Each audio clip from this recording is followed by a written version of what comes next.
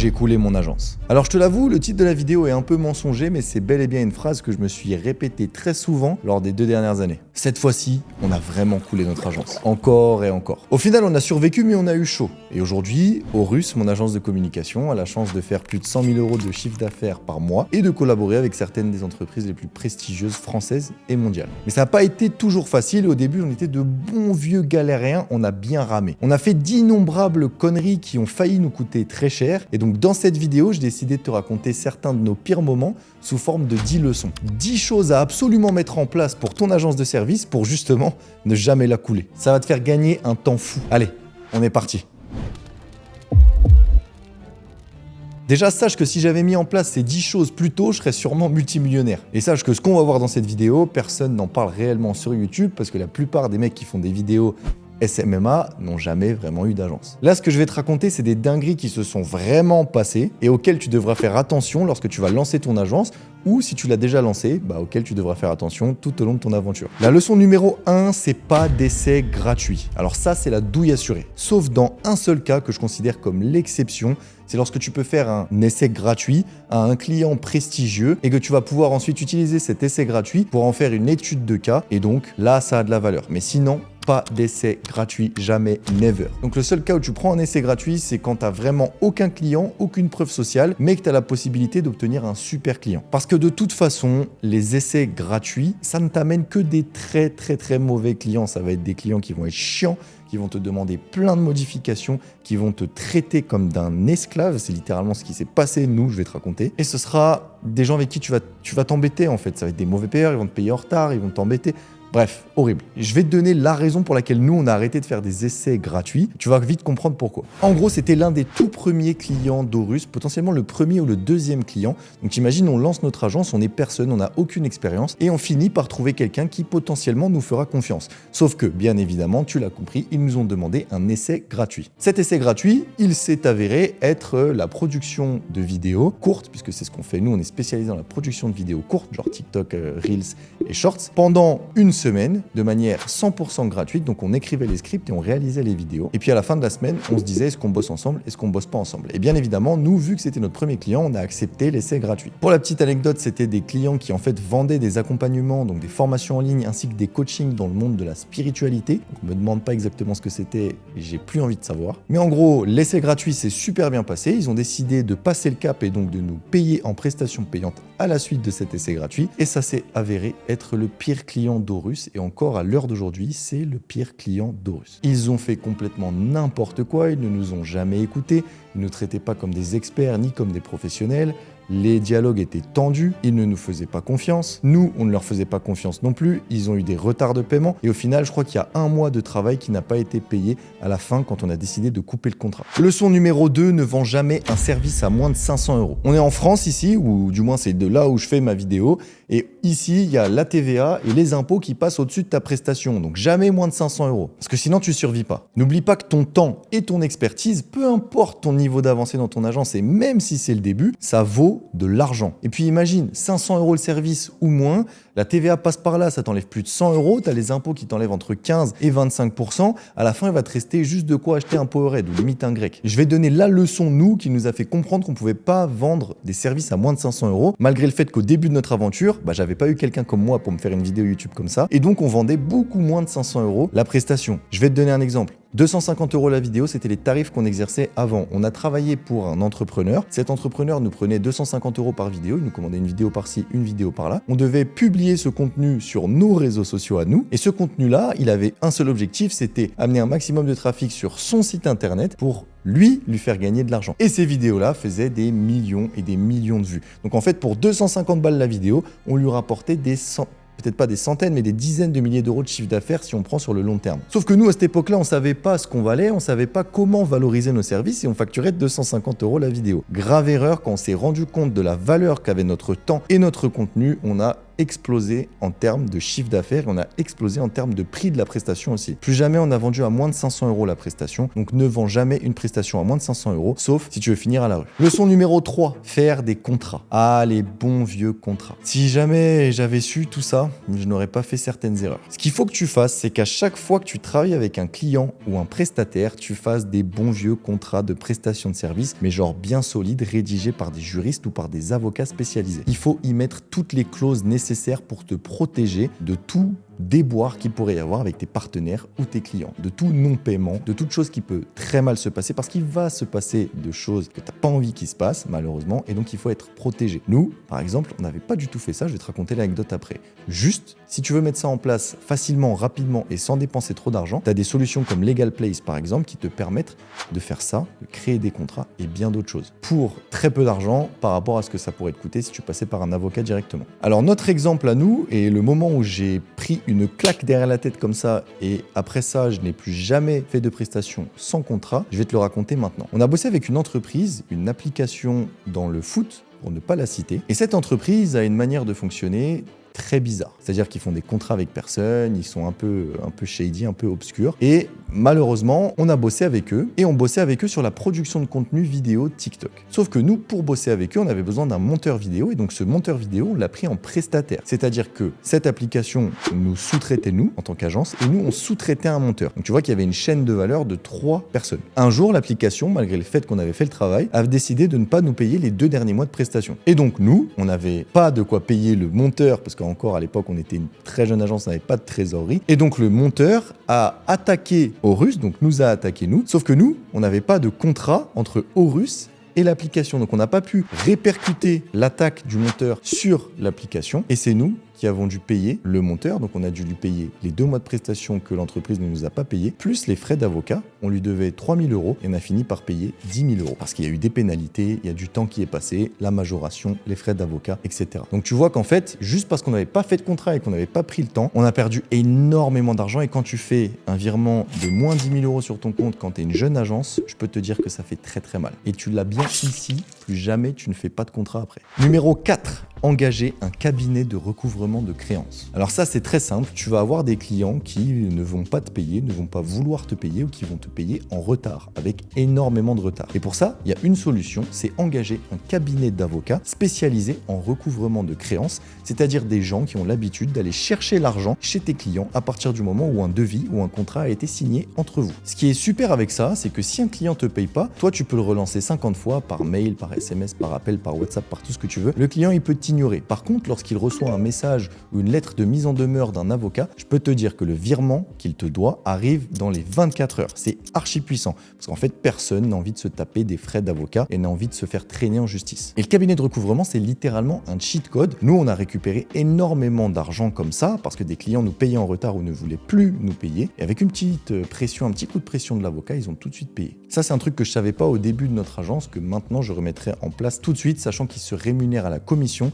C'est-à-dire que tu n'as pas besoin de les payer directement, ils prennent un pourcentage sur l'argent qu'ils arrivent à te récupérer. Donc en gros, c'est de l'argent que tu allais perdre de toute façon, donc autant le récupérer et donner une commission à la personne qui t'a aidé à le récupérer. Ça nous est arrivé il y a encore pas très longtemps, il y a encore quelques mois, avec une entreprise avec laquelle on avait bossé, donc on avait fait de l'influence. Cette entreprise nous devait 6 000 €, il me semble, et ça faisait plusieurs mois que nos factures étaient arrivées à échéance, qu'on les relançait par mail, que j'avais pas de réponse. C'est une entreprise londonienne en plus, donc on pouvait pas trop contacter par téléphone, etc. J'ai fait appel à un cabinet de recouvrement. En 24 heures, la situation était réglée. 48 heures après, j'avais les sous sur mon compte. La leçon numéro 5, c'est d'écrire les conditions détaillées dans le devis. Et ce que je veux dire par conditions détaillées, c'est conditions de la prestation, donc la manière dont tu vas livrer la prestation à ton client. Il faut que tout soit écrit mot par mot dans le devis pour que tu le fasses signer à ton client et qu'il ne puisse pas revenir en arrière ou te demander des choses qui ne font pas partie du scope de ta prestation. Parce qu'en fait, il y a un truc qui est véridique et qui est générique dans tous les métiers de prestation de service, c'est que les clients pensent pouvoir te demander plus que ce pourquoi ils te payent. Alors que si la limite de ta prestation et tout le périmètre de ta prestation est rédigé noir sur blanc sur un devis qu'ils ont signé et donc qu'ils ont accepté, validé, ils auront beaucoup plus de mal à te demander des choses qu'il n'y a pas dans ce devis-là. Et toi, tu auras beaucoup plus de facilité à leur dire que tu ne peux pas répondre à leurs attentes étant donné que ce n'était pas contenu, je vais y arriver, dans le périmètre de ta prestation. Nous, c'est une énorme erreur qu'on a faite plusieurs reprises, mais je m'en suis rendu compte à un moment donné où on a travaillé avec un gros client, gros groupe du CAC 40, voilà, de vendre des forfaits téléphoniques, pour pas te dire qui il s'agit, mais pour que tu devines par toi-même. On avait une cliente qui était très sympa, mais très pointilleuse. En fait, on n'avait pas mis les conditions de notre prestation détaillées dans le devis et on s'est retrouvé à faire des trucs de fou furieux. On devait simplement produire des vidéos, on s'est retrouvé à faire des présentations PowerPoint, à faire du motion design, bref, un grand n'importe quoi. Et à ce moment-là, on a travaillé pendant des heures et des dizaines d'heures même, en plus de ce pourquoi on avait été payé. Et c'est à ce moment-là qu'on s'est dit, ok, maintenant, on va rédiger ligne par ligne dans le devis assigné ce qu'on va faire. Et rien d'autre. Leçon numéro 6, mettre en place le cold calling dans ta prospection. Les meilleurs résultats et les plus gros clients qu'on a chopés avec Horus, c'était via le cold calling. Donc si tu sais pas ce que c'est le cold calling, c'est simple, c'est juste prendre son téléphone, appeler le numéro d'un décisionnaire marketing, d'un président de boîte, d'un PDG, de tout ce que tu veux, bref, la personne qui va avoir le budget et qui va pouvoir te payer en tant qu'agence, c'est ça du cold calling, et d'essayer de choper un rendez-vous avec lui. Et de là, tu vas essayer de vendre tes prestations. Parce qu'en fait, ce qu'il faut comprendre, c'est que le cold calling, c'est la manière la plus directe et la plus humaine que tu as d'aller contacter un potentiel client, un prospect. Le mail, le message LinkedIn, ça marche super bien et ça a très bien marché pour nous chez Horus. Mais le cold calling, ça reste quand même plus humain, ça te donne une meilleure chance en fait d'obtenir un rendez-vous parce que tu peux convaincre la personne en direct. Une fois qu'elle est au téléphone avec toi, elle peut pas t'esquiver comme elle peut mettre un mail qu'elle reçoit de côté par exemple. Au tout début, je m'en rappelle, nous on était passé par une entreprise qu'on payait très cher d'ailleurs pour apprendre le cold calling et c'était des trucs de fou parce qu'on faisait même pas 10 000 € de chiffre d'affaires par mois, on était déjà en train d'appeler des CEO, donc des gros PDG de grandes boîtes. Par exemple, j'ai eu le PDG de Lydia, Cyril Chiche au téléphone. On se prenait des bâches monumentaux, on se faisait refouler tout le temps, mais dès qu'on obtenait un rendez-vous, c'était jackpot, on signait un grand groupe et ça débouchait sur plein de rendez-vous hyper intéressants. Donc tu vois un peu la puissance alors qu'on était une toute petite agence. Et je vais te donner une petite anecdote, un jour il s'est passé un truc de ouf, on a décroché notre téléphone et on a appelé le PDG de la Fnac. À l'époque, il s'appelait Enrique Martinez. Je ne sais pas si c'est encore le même aujourd'hui, mais il nous a répondu. On a obtenu un rendez-vous avec lui. Donc, on a bien pitché au téléphone. On a obtenu un rendez-vous avec lui. Au final, on a eu le rendez-vous avec son directeur marketing Monde et on s'est fait complètement bâcher la tête parce qu'il nous a ridiculisé. On était beaucoup trop jeunes. On n'était pas prêts du tout. Mais c'est pour te dire à quel point ça peut aller très très vite. Si on avait été bon sur ce rendez-vous-là, on aurait signé la Fnac alors qu'on faisait même pas 10 000 € de chiffre d'affaires par mois. La leçon numéro 7, c'est de récolter des avis écrits et vidéos de bonne qualité. La preuve sociale, la preuve sociale, la preuve sociale. Si les prospects auxquels tu vas essayer de vendre tes services arrivent à comprendre que certaines personnes sont passées par là, passées par toi et par ton agence et qu'ils ont été satisfaits par tes services, tu as 10 fois plus de chances de les signer. Et donc, il faut que tu arrives à faire en sorte que tes clients soient tellement satisfaits qu'ils veuillent parler du service que tu leur as rendu avec satisfaction, avec envie, avec joie et avec gratitude à travers un avis. Donc, ça peut être un avis écrit ou un avis vidéo et que tu récoltes ces avis. Et si tu arrives à faire ça, tu as tout gagné puisque tu vas pouvoir les mettre en face de nouveaux prospects et donc tu vas pouvoir évoluer et aller vendre à plus de monde. Ces avis-là, tu les récoltes et tu les publies sur les réseaux sociaux, sur ton site internet, dans ta prospection, ça va faire un carton. Faut que tu comprennes qu'on souffre, nous, tous les humains, et c'est tous les humains sans exception, du biais de preuve sociale. Qu'est-ce que c'est ? Je vais donner une métaphore très simple qu'on utilise très souvent, c'est la métaphore des restaurants. Lorsque tu es dans la rue et que tu vois un restaurant sur la droite et un restaurant sur la gauche, les deux restaurants ont l'air d'être des brasseries, ils servent à peu près la même bouffe. Sauf que le restaurant sur la droite est complètement vide, il n'y a personne en terrasse, il n'y a personne à l'intérieur. Alors que le restaurant sur la gauche est plein à craquer, il y a plein de monde. Et inconsciemment, le biais de preuve sociale va te dire d'aller dans le restaurant de gauche, puisque s'il n'y a personne dans le restaurant de droite, ça veut probablement dire qu'il n'est pas si bon que ça. Alors que si le restaurant de gauche est blindé, ça veut dire que probablement il est bon, ou en tout cas il a plus de chances d'être bon que l'autre. Et ça va être exactement pareil dans la tête d'un prospect lorsqu'il va voir une agence qui a des témoignages clients et une agence qui n'en a pas. Et il va se diriger vers l'agence qui a des témoignages, même si potentiellement celle-là n'est pas moins bonne, juste biais de preuve sociale. Je vais donner une petite histoire très sympa et plutôt positive pour le coup, avec la preuve sociale et les témoignages qui nous est arrivé à nous chez Horus, qui a débouché sur un truc cool. En gros, on a Nexity qui est un client historique et on a une cliente chez Nexity avec qui on bosse depuis plusieurs années. Et un jour, on rencontre Orange et Orange décide de demander à Nexity comment est-ce que nous, on fonctionnait avec eux et si Nexity s'est satisfait des services qu'on leur proposait. Et donc, ce qui s'est passé, c'est que la cliente qu'on avait chez Nexity, très satisfaite de notre accompagnement, a fait un témoignage en direct. Donc, elle a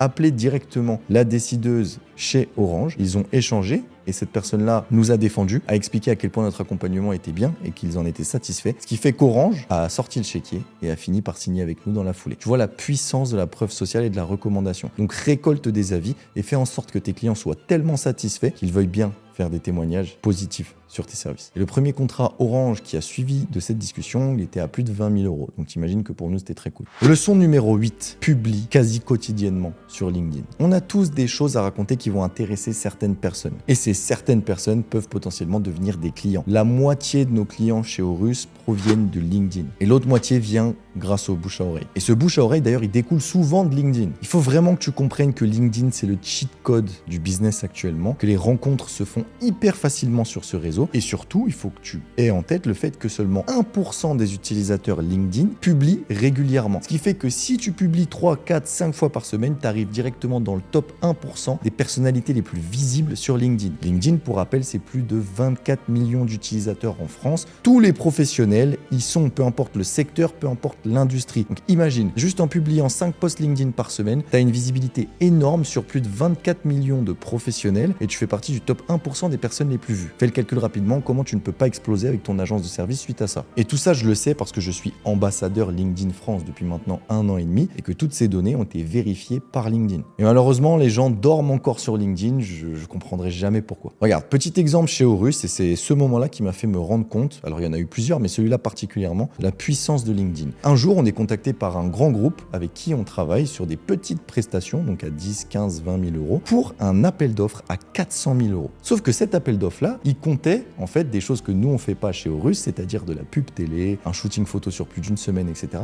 Bref, il comptait des choses auxquelles on ne pouvait pas répondre en fait. On n'avait pas les compétences. Donc il nous fallait une boîte de production plutôt solide, plutôt bien implantée et avec qui on pouvait bosser sur cet appel d'offres en co-traitance, ça s'appelle, et répondre à cet appel d'offres de 400 000 € parce que nous, Horus, on n'avait pas envie de passer à côté de ça non plus. Et donc, je cible une agence de production avec laquelle j'aimerais bien bosser, mais je ne les connaissais pas. Et c'est Com. Et donc, j'envoie un message à leur PDG, Harold, qui est suivi par plus de 50 000 ou 60 000 personnes sur LinkedIn. Donc, je me dis, voilà, à tout moment, je lui envoie un message, il me répond. La puissance de LinkedIn fait son taf et on répond à l'appel d'offres ensemble. Ce qui s'est passé, c'est que je lui ai shooté un message, il m'a directement répondu. On est monté sur l'appel d'offres ensemble, on a bossé pendant 2 semaines dessus avec ses équipes et mes équipes. Malheureusement, on est arrivé deuxième, mais on a failli remporter cet appel d'offres à 400 000 € juste grâce à un message LinkedIn. C'est pour te dire à quel point c'est puissant et à quel point ça nous a ouvert les portes. Leçon numéro 9, 50% d'acompte avant chaque prestation. Alors celui-là, il est impératif, ne commence jamais une prestation sans être payé en avance. Ça, c'est une règle simple, mais qui va sauver ton agence sur le long terme et le nombre de conneries qu'on a fait, nous, il est aberrant. En vrai, c'est logique, si tu y réfléchis, quand tu es en CDI, classique. Est-ce que tu vas bosser si ton patron gèle ton salaire? Bah non, tu vas pas y aller. Donc pourquoi est-ce que, en tant qu'agence et prestataire de service, tu bosserais si t'as pas été payé pour bosser? Non, on est entrepreneur, certes, faut prendre des risques, mais il faut pas être fou non plus. Moi, j'ai compris ça à maintes et maintes reprises dans ma carrière de fondateur d'agence, mais je l'ai bien compris à un moment qui m'a bien fait chier. En gros, un jour, une très très grosse agence nous appelle pour bosser sur un client bien ici. C'est comme seloger.com, si tu connais pas, c'est pour rechercher des appartements ou des maisons à vendre ou à louer. Moi, je me dis super, en plus je connais très bien le site, ça me fait kiffer, etc. L'agence, la grosse agence du coup, nous contacte pour qu'on les sous-traite sur toute la partie TikTok. Donc c'est créer le compte TikTok de bien ici, l'animer. Bien évidemment, moi, je dis ok, let's go, je vous fais une présentation, je vous prépare un projet, mais je ne leur fais pas payer, donc je ne fais pas payer tout ça à l'agence. Je bosse dessus quasiment tout seul, là j'avais pas de chef de projet pour m'aider, etc. J'ai fait quasiment tout seul, ça m'a pris 3 jours. Donc t'imagines, c'était 3 jours à genre 7-8 heures par jour dessus. Ça m'a pris une vingtaine d'heures, je fais une présentation de fou, je bosse sur un super projet, je fais des super recommandations, un planning, des budgets. Bref, je vais super loin dans le truc. Je rends la présentation à l'agence et là, silence radio, plus aucune nouvelle. Et encore aujourd'hui, je n'ai plus de nouvelles. Ce qui s'est passé, c'est qu'ils ont pris notre présentation, ils ont pris notre projet et ils nous ont pas sous-traité. Ils l'ont fait eux-mêmes. Donc j'ai travaillé dans le vide et j'ai même permis à une grosse agence de s'enrichir sur mon travail et sur le dos d'Horus. Donc plus jamais après ça, je me suis juré de bosser sans être rémunéré pour ou sans avoir un acompte. Non. Je ne bosserai plus du tout sans être payé pour, sinon je me fais avoir. Et ça, faut que tu fasses très gaffe, surtout si tu es une petite agence au tout début de ton aventure. Leçon numéro 10. Rencontre d'autres fondateurs d'agence. La clé du succès en tant que fondateur ou fondatrice d'agence, elle est là pour moi. La vérité, c'est que j'ai appris beaucoup plus en 5 ou 10 minutes de conversation avec des fondateurs d'agence bien plus successful en termes de chiffre d'affaires et de tout ce que tu veux avec leur agence que moi, que dans n'importe quel livre ou en écoutant n'importe quel podcast. En gros, il faut comprendre que ces personnes-là ont fait ce que toi tu cherches à faire, mais ils l'ont l'ont fait il y a 1 an, ils l'ont fait il y a 2 ans, peut-être même il y a 10 ans, ils l'ont fait avant toi et donc ils sont passés par toutes les galères par lesquelles tu es en train d'essayer de passer bien avant toi. Et surtout, ils ont résolu ces galères-là, ils ont même écrasé, tu vois. Donc quand tu as un problème, eh ben en fait, il y a quelqu'un qui a la réponse. C'est juste un fondateur qui est passé par là avant toi. Donc contacte-les, va à des événements, va networker, envoie-leur un message sur LinkedIn, donc comme je te parlais tout à l'heure. Je vais donner un exemple très personnel. Il y a quelqu'un que j'aime beaucoup et que j'admire beaucoup dans le monde des agences qui s'appelle Jérémy Bendayan, qui a le groupe Jaws, notamment l'agence Splasher. Donc c'est un groupe qui fait beaucoup de chiffre d'affaires à l'année, qui compte à peu près 100 employés, et donc Jérémy est beaucoup plus avancé que moi sur la fondation et sur du coup le management d'une agence de service. Et donc je suis rentré en contact avec Jérémy, on a noué une relation sympa, voilà, on n'est pas meilleurs potes mais on s'entend très bien, et des fois je demande des conseils à Jérémy sur des trucs très techniques auxquels lui il a déjà dû faire face des dizaines de fois, et à chaque fois il a les réponses. Je te donne un exemple concret. Lorsqu'on était dans une phase de recrutement et qu'on devait recruter des chefs de projet, et il m'a donné une règle que je n'ai jamais oubliée. Il m'a dit un chef de projet doit gérer entre 25 000 et 50 000 euros de volume de chiffre d'affaires par mois. Donc tu ne recrutes pas un chef de projet si tu n'as pas 25 000 euros de contrat à lui filer en gestion chaque mois. Et ça, c'est une règle qui est extrêmement simple pour lui, qui coule de source, mais moi je le savais pas. Et c'est une règle tellement saine pour l'évolution de ton agence que ça te permet de ne pas te brûler les ailes dans le recrutement. Et il y aurait des dizaines et des dizaines d'autres exemples là-dessus, mais je t'ai donné le mien, celui qui m'a le plus marqué. Du coup, on arrive à la fin de cette vidéo. J'espère que tu as kiffé, j'espère que tu as beaucoup appris. Alors, rassure-toi, je t'ai présenté quelques conneries qu'on a faites, mais ça doit pas représenter plus de 5 ou 10% de toutes les conneries qu'on a faites depuis le début de notre aventure. Il y en a encore beaucoup d'autres. Ce sera peut-être l'occasion d'une prochaine vidéo. D'ailleurs, mets-moi tout ça en commentaire si ça t'intéresse que j'en parle plus en détail. Si tu veux aller plus loin sur le business d'agence, je te conseille d'aller regarder cette vidéo que j'ai faite qui dure à peu près 1 heure. C'est une énorme masterclass gratuite, 100% gratuite, dans laquelle je vais vraiment en profondeur comme je ne l'ai rarement vu sur YouTube ou même quasiment pas vu sur YouTube sur le business model d'agence, et ça t'apprend justement comment passer de 0 à 10 000 euros par mois avec ton agence de service. Franchement, c'est un contenu très cool. Merci d'avoir regardé cette vidéo, j'espère que tu t'es régalé. En attendant, moi j'ai passé un superbe moment à me remémorer toutes ces conneries qu'on a faites. Ça m'a fait penser à plein d'autres choses, donc c'était très sympa comme écriture et comme tournage. À très vite pour une prochaine vidéo et je te souhaite force et honneur dans tous tes projets.